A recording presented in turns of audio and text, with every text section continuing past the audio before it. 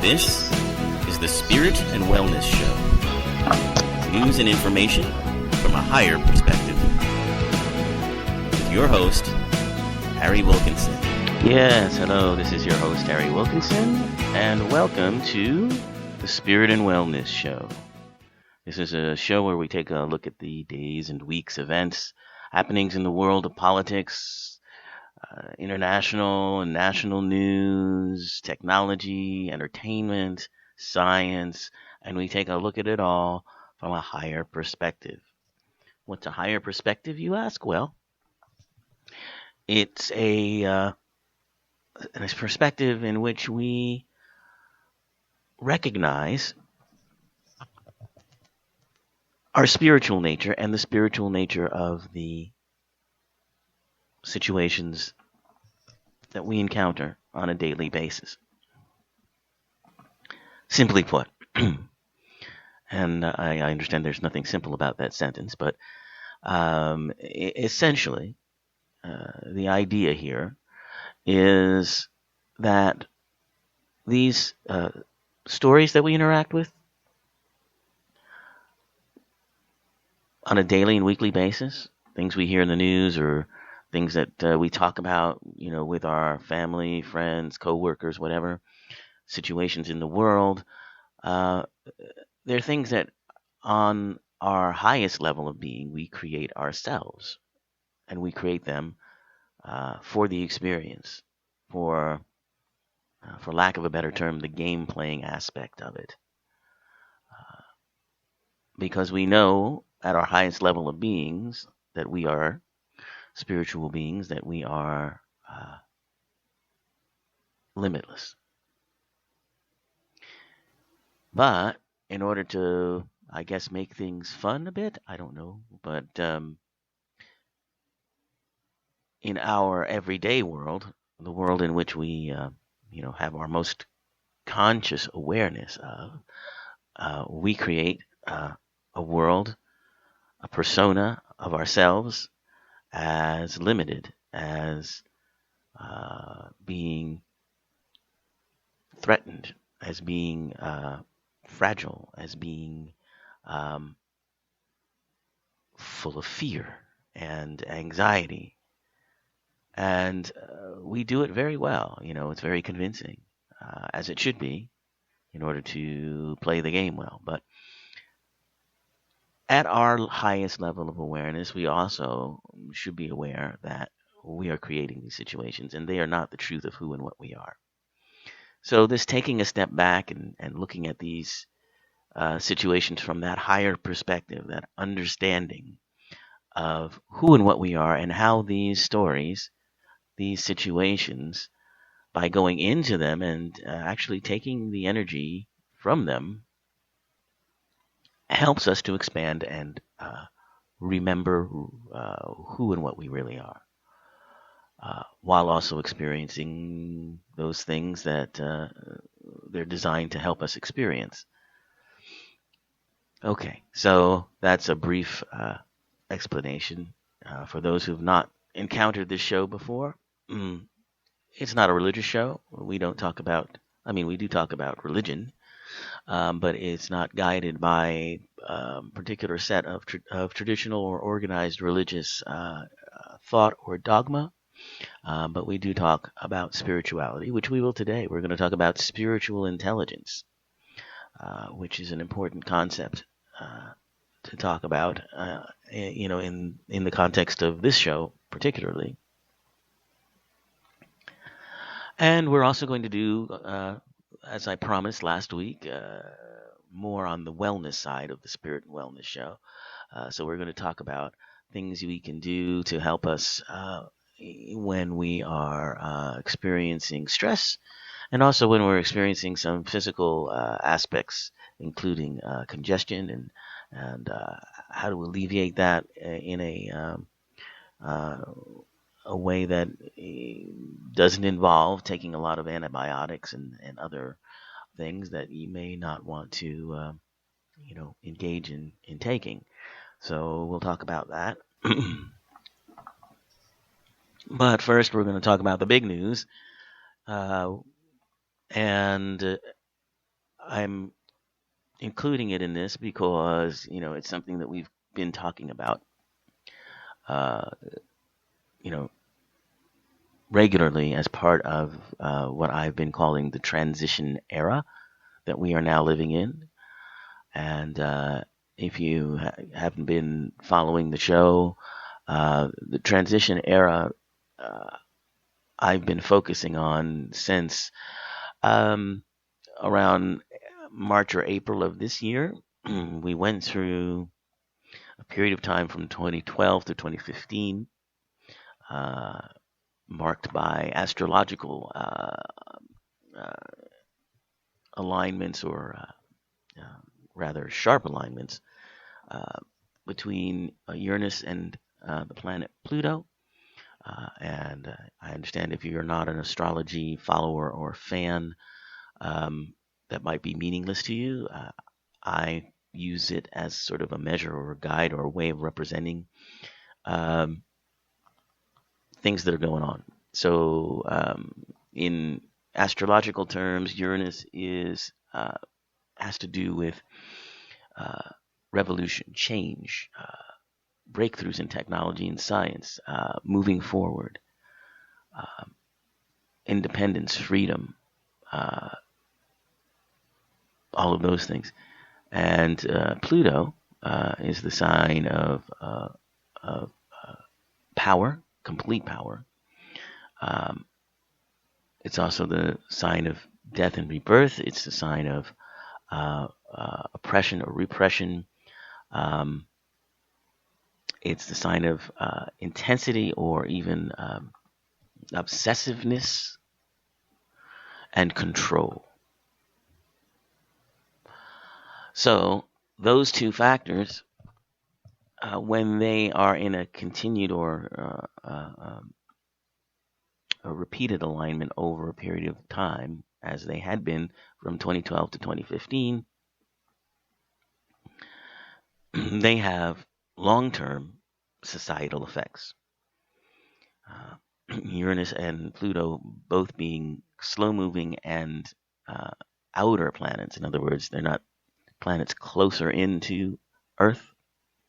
They are planets further out in the galaxy, and they move slower. So those tend to have longer term and more broader societal effects as they transit each other.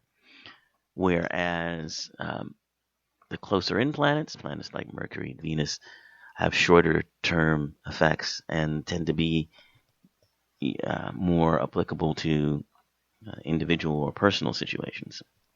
So the idea of Uranus and Pluto and their relationship is something I've been drawing upon to make the point that we've been through this sort of seed planting of all of these transitional ideas, and we are seeing them happen. Some very quickly, like the gay marriage situation in this country, for instance, that has changed almost overnight. After decades upon decades of stagnation, we are seeing. We saw during this period, we saw the Arab Spring, which is still being worked out. We saw, the conflicts between Russia and the Ukraine. We see in this country a greater awareness than there has ever been, on the part of the public for many, many, many years about income inequality, the power and control that the elite few billionaires in our country have over the operating functions of the government, the corporations that we interact with on a daily basis, and things like employment and minimum wage and all of those things. So that has become firmly into the limelight, and that means these things are changing. Now the changes are happening, 2 steps forward, 1 step back, or 1 step forward, 2 step backs, at some point in some ways. But they are occurring. So that's why I'm calling this the transition era that we're living in. Technology is speeding up this transformation uh, due to the tools that we have, the ability we have to um, instantaneously communicate and know, among other things. So back to the top story, which is the global climate deal that has just been signed in Paris. And it's nice to be able to talk about something positive in relation to climate change and in relation to Paris, because we haven't been able to do that for a while. But finally, after decades, there has been a global climate agreement among the world's nations. Now just take that in for a minute. All the world's nations, nearly 200 countries, agreeing, number one, that global climate change is happening and something needs to be done about it. And a willingness to take the step up and do it. I mean, that is some might think of that as a miracle, considering what we've been through. The closest we've gotten before was what is known as the Kyoto Protocol. You probably heard of that. That happened in '97, and it set emissions targets that would be, where emissions will be cut by developed countries. That means countries like the U.S. and Europe, and countries in Europe. But the United States did not sign on to the Kyoto Protocol, and others, fell by the wayside.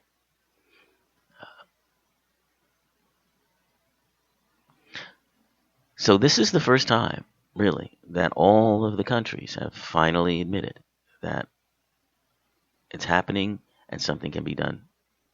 And they've agreed on the need to cut greenhouse gas emissions.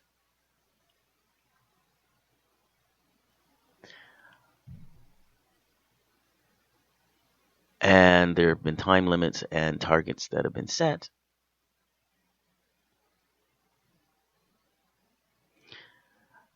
So what does this deal entail? Well, the first element of it is that global temperatures are to be kept well below 2.0 centigrade, which is 3.6 Fahrenheit. And they are to endeavor to limit them down to 1.5 Celsius. Or about, 3 degrees Fahrenheit. So that's the first agreement. And we do this by cutting greenhouse gases. So the agreement is to limit the amount of greenhouse gases emitted by human activity to the same level that trees, soil, and oceans can absorb naturally. And this is to begin at some point between 2050 and 2100. Well, there's a lack of specificity here that's a little bit concerning, but okay. To review each country's contribution to cutting emissions every 5 years so they scale up to the challenge. And that's good. 5-year review. Make sure everybody is doing something and seeing if they can do more. And here's been a sore point for many. Rich countries are going to be helping the poorer nations by providing climate finance that will help them adapt to climate change and switch to renewable energy. The reason for this is that some of the developing nations, nations including, even India and China, who are now, developing rapidly, and many countries in Africa as well. They, in their development, are depending upon fossil fuels the way that our developing countries did when we developed. Only now we have the climate change situation. So what's needed is a way to help those countries sort of jump over the fossil fuel stage and go to the renewable energy stage. And so that's what the climate finance idea is all about.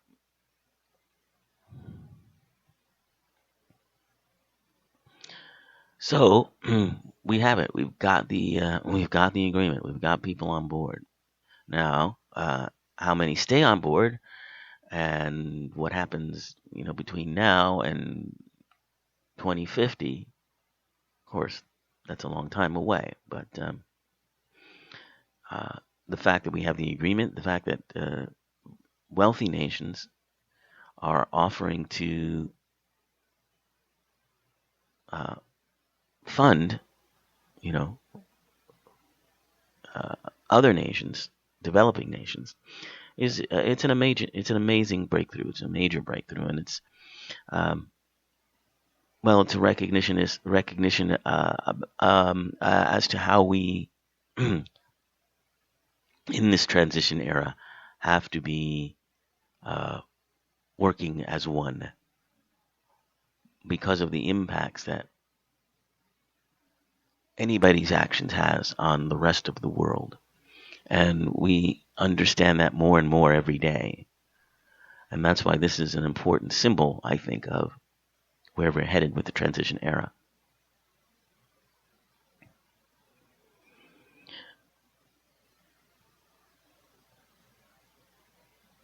So there are drawbacks, and there are things that cynics and pessimists will look on as being not achievable. But as I say, it's the agreement aspect of it. It's the coming together aspect of it that's most important.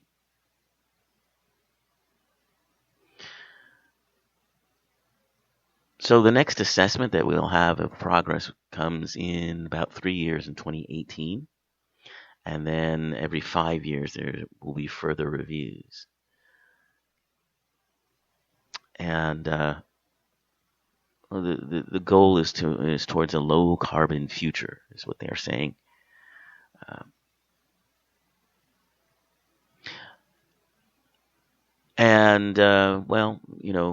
There are going to be difficulties in achieving the goals. And the caps that we have on emissions are still voluntary. But the fact that, as I say, we have an agreement and an understanding of the importance of all of this bodes well, I think. So congratulations to us. We did it. All right. So now let's go and talk some wellness issues here. So first of all, this is the time of year where, and you can probably hear it in my voice, where we tend to get congestion and coughs. Many of us do, not all of us. But if that's something you're dealing with and you're battling with, if you have problems with sinusitis, as I do, or chest congestion, bronchitis, and so forth, steam inhalation is an effective remedy that doesn't necessarily involve a lot of medication.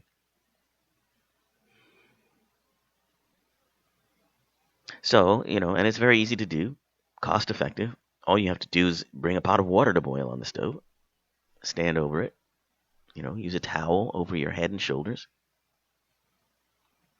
and,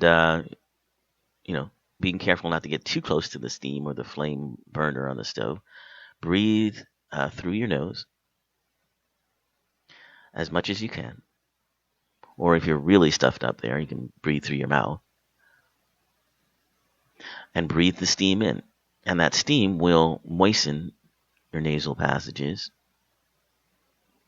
and even relieve some of the aches and pains that you get with respiratory problems. And you can use them in conjunctions with various aromatics that you can find at the drugstore, or even at the sometimes over the counter at the your vitamin store, your local vitamin store. So let's take a look at some of those and see what extra elements you can add to your steam inhalation therapy. So one element that you can add to your steam therapy has to do with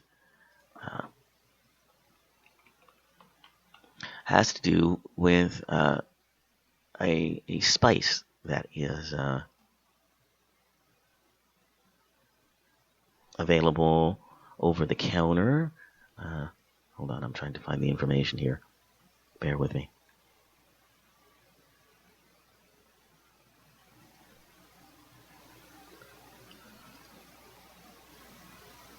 Okay. All right, I'll have to get back to them. Well, we'll talk about that next week. I'll have to get the information because it's on my computer, but it's been lost. So, but anyway, steam inhalation can help really open up the nasal passages. So I definitely recommend it. I also recommend saline solution, which you can buy, in the drugstore. You can do a couple of squirts up each nostril, and it really does help in clearing out congestion. So that and steam can help you avoid some of those costly, over-the-counter drugs that have a lot of alcohol in them, or antihistamines that make you dizzy and uncomfortable. So if you're one of those people that doesn't like that sort of thing, this could be for you. Now let's also talk about managing stress. Another wellness concern at this time of year because of so much going on, with the holidays and whatever holidays you happen to be celebrating, or even if you're not celebrating them, just being around them or being around people that are dealing with them can be stressful in and of itself. So we're going to look at some ways to manage your stress, unhealthy stress. Not all stress is unhealthy, by the way. Proper stress can help you get things done, but if it's overwhelming and it's making you feel ill, then you know that it's not healthy. So if you're starting to feel overwhelmed and stressed out during this holiday season, one of the steps you can take is just to see if you can relax and stay calm and centered. Meditation can help with that. If you feel like the demands on your time are overwhelming, just say no. It's really as simple as Nancy Reagan's old saying, just say no. If you don't want to do something, you don't want to attend something, and I know there's guilt and pressure and all of that, but it's okay to say no. And you have to know what your limits are and be okay with them. You need to have me time. I mean, you have to schedule that in the same way that you schedule in whatever other things that you have to do, your work schedule, everything else. You have to schedule in time, me time. And one of the things you can do with that me time is do some meditation. Or if you like, doing some yoga activities, you could do that. But meditation will help you get to that, centeredness, that calm, and that relaxation that I was talking about. And also in that me time, you can, find a book that you like, do some writing, do an art project. If you like to go for walks, take some walks. If you happen to have, nice nature around you, that's an amazing way to, get rid of your stress is just walking in the woods, really just it changes your entire dynamic. When you come back from that walk, you are in a much different place than when you started it. So those are some, helpful tips. They might seem a little bit,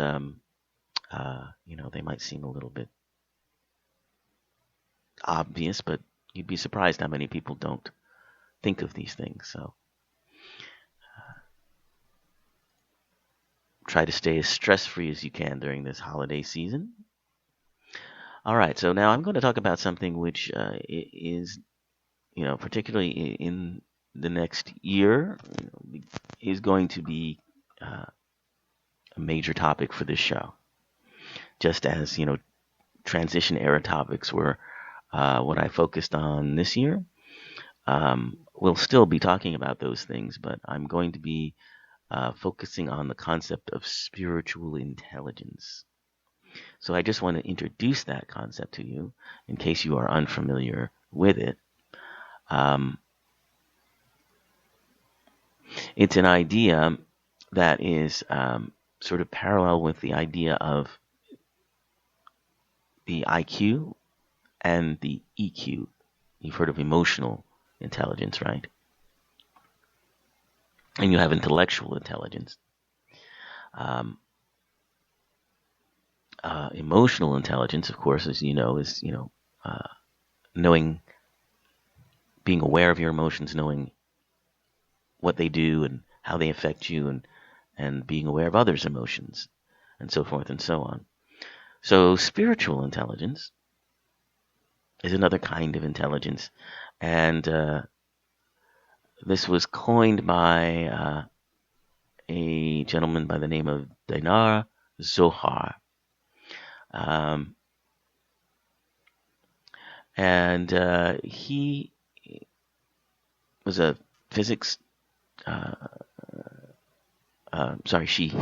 she is a physics major, or was a physics major, and now teaches philosophy and has taught philosophy at Harvard, and now I believe she's teaching in China.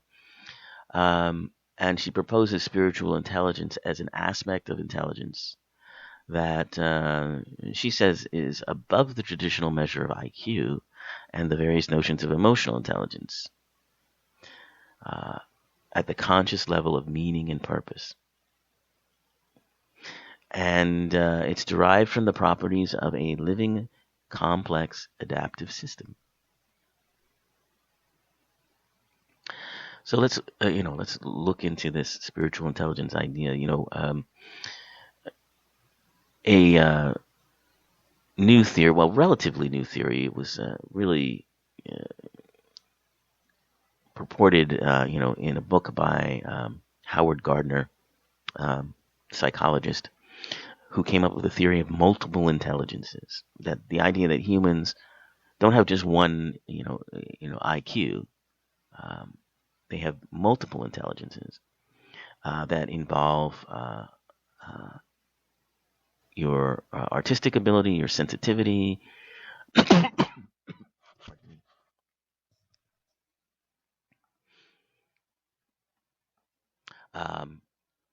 your visual spatial intelligence, your linguistic intelligence, your logic and mathematical ability, which is usually, when we talk about intelligence, that's the kind of intelligence that usually gets measured because it's the easiest kind to measure. But there's interpersonal intelligence. How do your ability to get along with other people and yourself. So in coming up with these multiple intelligences, he thought about spiritual intelligence, but he did not include it.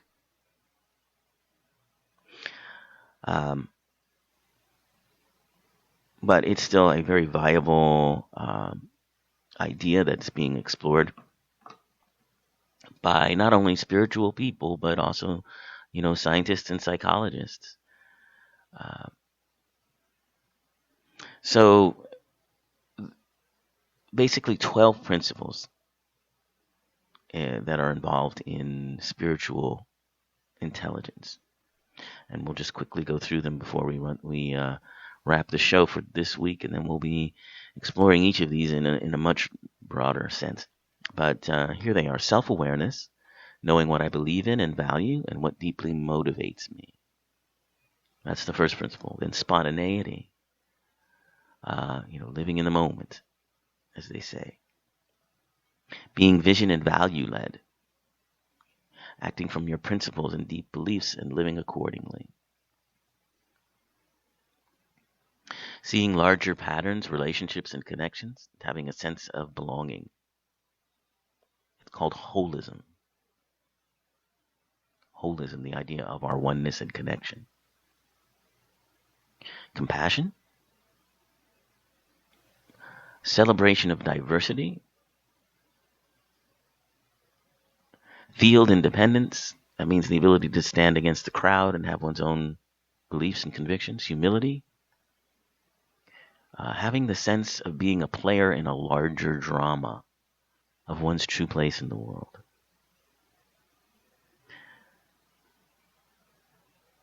Asking why questions.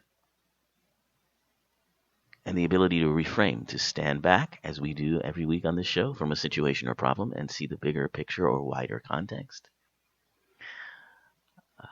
Positive use of adversity, learning and growing from mistakes, setbacks, and sufferings.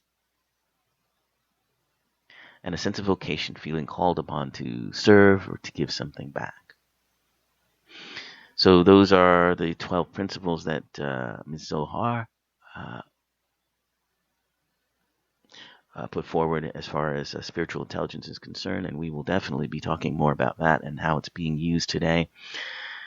But for now, it's that time again to say goodbye for another week.